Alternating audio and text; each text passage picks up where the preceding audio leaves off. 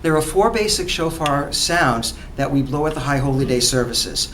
The first sound is known as the Tekiah sound. It's a single long blast, and it goes like this. Tekiah.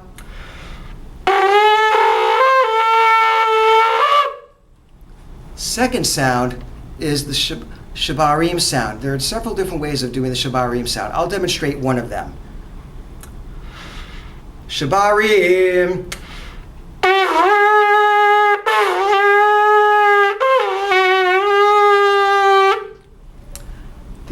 Another sound is called the Teruah sound. The Teruah sound is a series of 9 short staccato-like blasts from the shofar, and it goes like this. Teruah.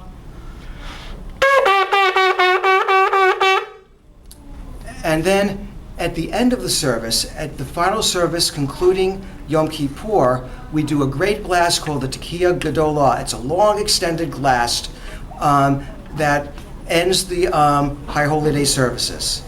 And it's blown for as long as you can. It's a single long blast. Tekiah Gedolah.